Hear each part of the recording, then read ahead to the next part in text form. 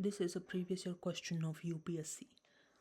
इस सवाल में गवर्नमेंट ऑफ इंडिया एक्ट 1935 के ऊपर 3 स्टेटमेंट्स दिए गए हैं और हमें यह बताना है कि इनमें से कौन सा स्टेटमेंट सही है और कौन सा गलत। So we have to understand what Government of India Act 1935 was. आज का भारत का कॉन्स्टिट्यूशन का 70% भाग इसी गवर्नमेंट ऑफ इंडिया एक्ट 1935 से लिया गया है। तो 1935 में जो ब्रिटिश ने गवर्नमेंट ऑफ इंडिया एक्ट 1935 लाया था, उसे समझने के लिए हमें पहले 1990 में क्या हुआ था ये समझना होगा। 1990 में एक चेम्सफोर्ड रिफॉर्म्स लाया गया था। इसके तहत ब्रिटिशर्स ने सेंट्रल गवर्नमेंट और प्रोविंशियल गवर्नमेंट इनमें कुछ बदलाव किए।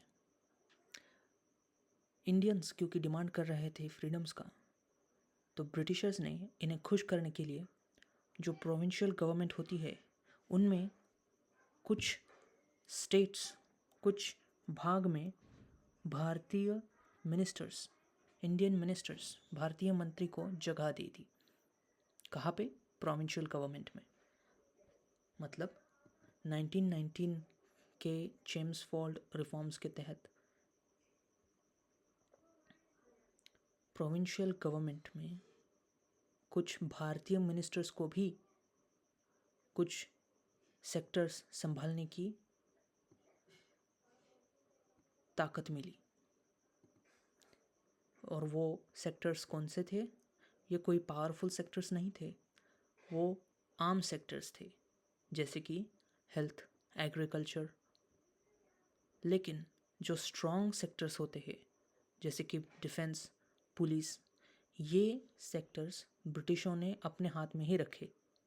तो ये जो सेक्टर्स इंडियंस को संभालने के लिए दिए गए थे उन्हें कहा जाता था ट्रांसफर्ड सब्जेक्ट्स, और जो ब्रिटिशर्स खुद संभालते थे उसे कहते थे reserved subjects. Reserved subjects Britishers के द्वारा संभाले जाते थे और ट्रांसफर्ड सब्जेक्ट्स इंडियन मिनिस्टर्स को दिए गए थे। इसी दो तरह के गवर्नेंस को डायरार्की बोला जाता है। डायरार्की बोला जाता है। डायरार्की मतलब डाय इसका अर्थ होता है दो, आर्की मतलब होता है रूल, शासन। सो दो प्रकार के मिनिस्टर्स, दो प्रकार के भाग मिलकर जब रूल करते हैं तो इसे ही डायरार्की बोला जाता है। तो 1919 के Chelmsford reforms, Montagu Chelmsford reforms के तहत इस प्रकार के डुअल गवर्नमेंट को अप्लाई किया गया था। मतलब कुछ विभाग इंडियन मिनिस्टर्स के द्वारा संभाले जाएंगे जो कि छोटे मोटे थे, जैसे कि एग्रीकल्चर, हेल्थ, और वो मिनिस्टर्स लोगों के प्रति रिस्पॉन्सिबल भी होंगे। मतलब अगर वो मिनिस्टर्स ठीक से काम नहीं करेंगे तो जनता उनसे सवाल कर सकती है कि आपने इसे अपने काम को ठीक से क्यों नहीं किया।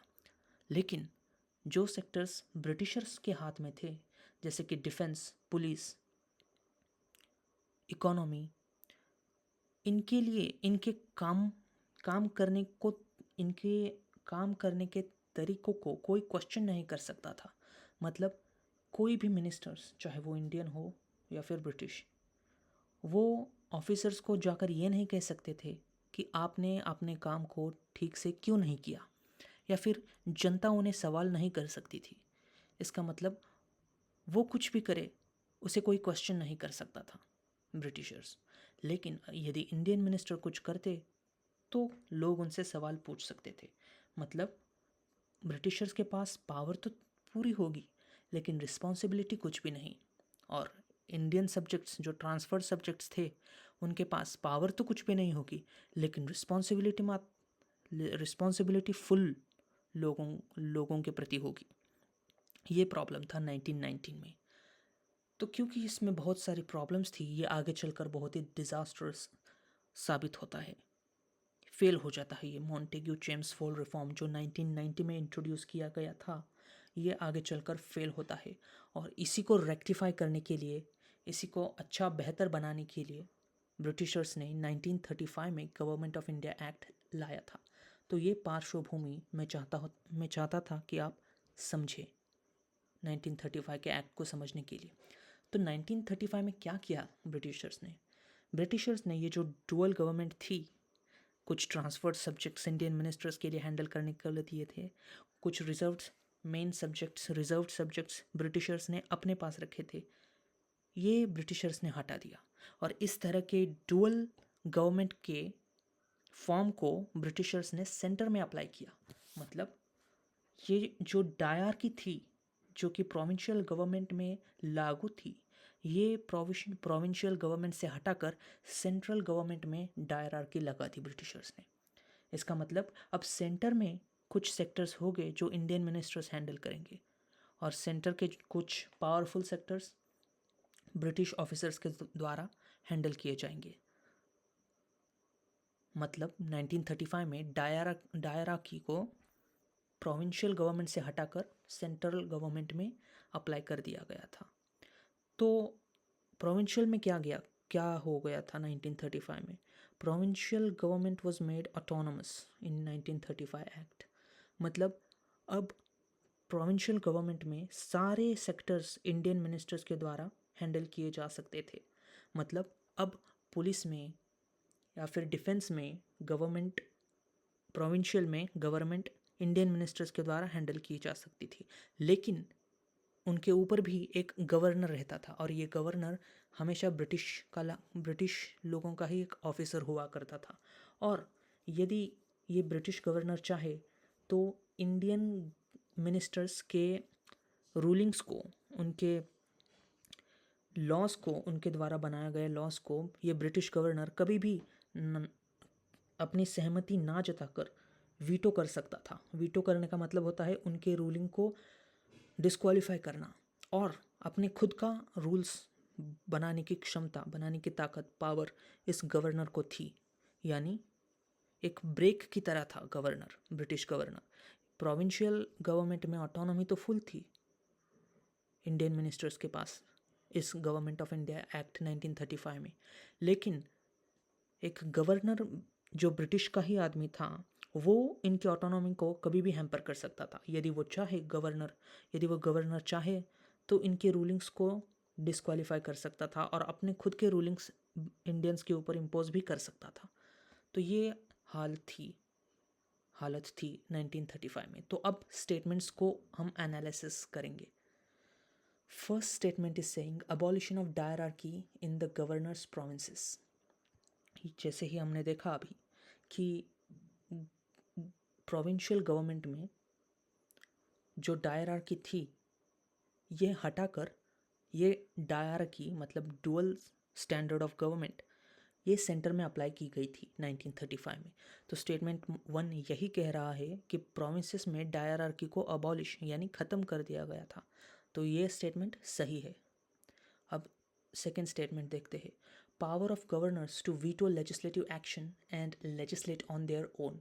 जैसे कि हमने अभी देखा कि प्रोविंशियल गवर्नमेंट में सारे सेक्टर्स, सारे मिनिस्ट्रीज अब इंडियंस ही होंगे, लेकिन यदि इनके ऊपर एक ब्रिटिश गवर्नर भी रहता था, और यदि उस ब्रिटिश गवर्नर को इन इंडियन मिनिस्टर्स का कोई लॉ, कोई काम अच्छा नहीं लगा, तो वो ब्रिटिश गवर्नमेंट अपनी नाराज़गी व्यक्त कर सकता था अपने वीटो पावर के द्वारा। मतलब यदि उसने कहा ना, तो इंडियन मिनिस्टर्स को अपना कंक्लूजन, अपना लॉ वापस लेना पड़ता था। इसी को हम वीटो पावर कहते हैं। और वीटो पावर तो थी ही, और उसके बाद लेजिस्लेशन ऑन देयर ओन, मतलब वो अपनी खुद की ओर से एक नया कानून भी ला सकते थे यदि उनको इंडियन मिनिस्टर्स का लेजिस्लेशन पसंद नहीं आया तो ये दोनों पावर्स ब्रिटिश गवर्नर के पास थी, जो इन इंडियन प्रोविंशियल गवर्नमेंट के ऊपर ध्यान रखता था। तो ये भी स्टेटमेंट सही हो जाता है। और third statement, abolition of principle of communal representation. अब ये कॉम्युनल रिप्रेजेंटेशन क्या होता है, इसे हम देखते हैं। कॉम्युनल रिप्रेजेंटेशन मतलब किसी एक सेक्टर का, जैसे कि रिलीजन का या फिर लोगों का ग्रुप, उस लोगों के ग्रुप के लिए उसी ग्रुप के लोगों के द्वारा वोटिंग होंगी। यदि मुस्लिम रिलीजन के लोग हैं तो मुस्लिम लोगों को वोट करने के लिए सिर्फ मुस्लिम लोगों को ही अलाउड होगा। कोई हिंदू आकर मुस्लिम लोगों के रिप्रेजेंटेटिव के लिए वोट नहीं कर सकता। यदि वो सिख के लिए उनका सेपरेट ग्रुप है तो सिख के लोग ही उस सिख के रिप्रेजेंटेटिव्स को वोट देंगे। इसी को सेपरेट इलेक्टोरेट बोला जाता है। इसी सिस्टम को सेपरेट इलेक्टोरेट बोला जाता है और इसी को कॉम्युनल रिप्रेजेंटेशन भी बोल सकते हैं हम। तो ये स्टेटमेंट 3 ये कह रहा है कि इस प्रकार के कॉम्युनल रिप्रेजेंटेशन के सिस्टम को, प्रिंसिपल को गवर्नमेंट ऑफ इंडिया एक्ट 1935 ने अबॉलिश कर दिया, ख़त्म कर दिया। ये स्टेटमेंट गलत है क्योंकि ब्रिटिशर्स की तो पॉलिसी ही थी डिवाइड एंड रूल, तोड़ो और राज्य करो। इसी पॉलिसी को ब्रिटिशर्स ने एक्सपांड करने के लिए इस सेपरेट इलेक्टोरेट को, कॉम्युनल रिप्रेजेंटेशन को उन्होंने एक्सपांड कर दिया 1935 के एक्ट के द्वारा। और मुस्लिम्स को, सिख्स को, डिप्रेस्ड क्लासेस को, वुमेन्स को और वर्कर्स को उनके लिए कॉम्युनल रिप्रेजेंटेशन ऐड कर दिया। मतलब अब डिप्रेस्ड क्लास के तरफ से एक रिप्रेजेंटेटिव आएगा और सिर्फ डिप्रेस्ड क्लास के लोग ही उसे वोट दे सकेंगे। वुमेन के क्लास को, मतलब कोई वुमेन अगर रिप्रेजेंटेटिव है तो उसे सिर्फ वुमेन के द्वारा ही वोट किया जा सकेगा। इस प्रकार को सिस्टम को अबॉलिश नहीं किया गया था बल्कि एक्सपांड किया था। इसलिए ये थर्ड स्टेटमेंट गलत हो जाता है। तो हमने देखा कि फर्स्ट स्टेटमेंट करेक्ट है, second statement is also correct and third statement is incorrect. So we can say that first and second statements are correct and third is incorrect. So option A, which says only 1 and 2 are correct, this would be the right option to these questions. कुछ facts है ये। RBI, reserve bank of India, ये भी इसी government of India Act 1935 के लिए ही, इसके तहत ही RBI को तैयार किया गया था। और गवर्नमेंट ऑफ इंडिया 1935 में बर्मा को सेपरेट कर दिया गया था। इसके पहले बर्मा, जो आज का म्यांमार है, उसको इंडिया में ही, ब्रिटिश इंडिया के अंदर ही म्यांमार भी आता था। लेकिन गवर्नमेंट ऑफ इंडिया एक्ट 1935 के बाद म्यांमार को इंडिया से बाहर कर दिया गया, म्यांमार को सेपरेट कर दिया गया था। और फेडरल कोर्ट, जो आगे चलकर सुप्रीम कोर्ट बन जाएगा, इसी को ही हम आगे चलकर सुप्रीम कोर्ट बना देंगे, वो फेडरल कोर्ट भी एस्टेब्लिश किया गया था। हालांकि ब्रिटिश इंडिया में फेडरल कोर्ट सुप्रीम अथॉरिटी नहीं थी, सुप्रीम अथॉरिटी थी जो कि लंदन में होती थी, उसे हम प्रीवी ज्यूरिस्डिक्शन बोलते हैं। तो ये फेडरल कोर्ट रिपोर्ट करती थी प्रीवी ज्यूरिस्डिक्शन को, जो कि लंदन में थी। लेकिन आज़ादी मिलने के बाद 1950 में सुप्रीम कोर्ट को ही सुप्रीम बना दिया गया, पैरामाउंट पावर बना दिया गया। तो ये कुछ हाई यील्ड फैक्ट्स थे जो कि आपके एग्ज़ाम में हेल्पफुल साबित हो सकते हैं। धन्यवाद।